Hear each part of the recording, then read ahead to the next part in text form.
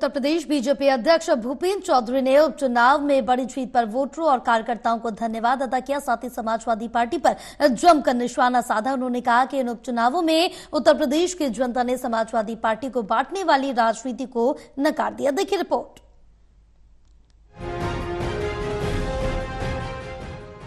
UP उपचुनाव में BJP की बम्पर जीत के बाद बीजेपी प्रदेश अध्यक्ष भूपेंद्र चौधरी ने सभी वोटर्स, कार्यकर्ताओं और उन्हें समर्थन देने वालों का आभार व्यक्त किया।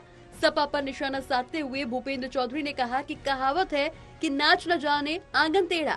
जब जनता इनके खिलाफ जनादेश देती है तो समाजवादी पार्टी तुरंत ही ईवीएम पर सवाल उठाने लगती है।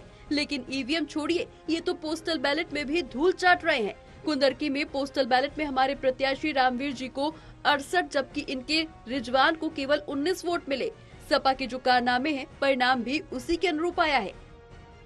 जब जनता इनके खिलाफ जनादेश देती है तो समाजवादी पार्टी और विपक्ष के लोग तुरंत ईवीएम पर प्रश्न उठाने लगते हैं, संवैधानिक संस्थाओं को लांछित करते हैं। और आज की स्थिति है कि ईवीएम की छोड़िए, पोस्टल बैलेट में भी ये लोग धूल चाट रहे हैं। जिस विधानसभा क्षेत्र की ये लोग सर्वाधिक चर्चा कर रहे हैं, कुंदरकी की, उस कुंदरकी में भी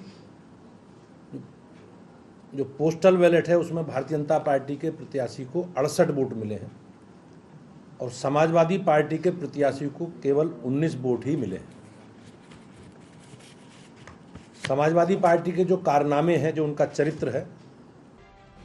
भूपेंद्र चौधरी यही नहीं रुके। उन्होंने कहा कि ये किस मुंह से धांधली की बात करते हैं, इन्हें पहले अपने गिरेबान में झांक कर देखना चाहिए। मेरी सलाह है कि अखिलेश यादव को अपनी सद्बुद्धि के लिए श्री राम से विनती करनी चाहिए। उन्होंने कहा कि लोकसभा चुनाव में जो लोग हाथ में संविधान लेकर लोगों को बहकाते फिर रहे थे, उन्हीं के शागिर्द और समर्थक आज संभल में संविधान शक्तियों पर ईंटों से प्रहार कर रहे हैं। उन्होंने संभल को लेकर भी सपा पर निशाना साधा और ये कहते थे कि भारतीय जनता पार्टी की सरकार आएगी तो संविधान बदल देगी, आरक्षण खत्म कर देगी। और आप सब लोग जानते हैं कि हमारी सरकार तीसरी बार मोदी जी के नेतृत्व में सरकार बनी। भाइयों बहनों, ये तीसरी बार कारनामा 52, 57 और 62 में जवाहरलाल नेहरू जी के नेतृत्व में कांग्रेस पार्टी ने किया और आज तीसरी बार 14, 19 और 24 में देश की जनता ने माननीय मोदी जी के नेतृत्व में भारतीय जनता पार्टी को अपना जनादेश दिया है। लोकसभा चुनाव में के बाद आज उन्हीं के लोग, उन्हीं के शागिर्द और समर्थक जिस प्रकार से संवैधानिक शक्तियों पर ईंटों का प्रहार कर रहे हैं, संभल की घटना से ये स्पष्ट है कि संवैधानिक संस्थाओं को सिर्फ इन्हें अपने फायदे के लिए इस्तेमाल करना आता है। भूपेंद्र चौधरी ने कहा कि संवैधानिक संस्था के आदेश को ये लोग नहीं मानते। इन्हें लगता है कि ये आज भी उसी मुगलिया सल्तनत का हिस्सा हैं, जिसने इस देश पर आक्रमण करके हमें सैकड़ों साल तक आक्रांत किया।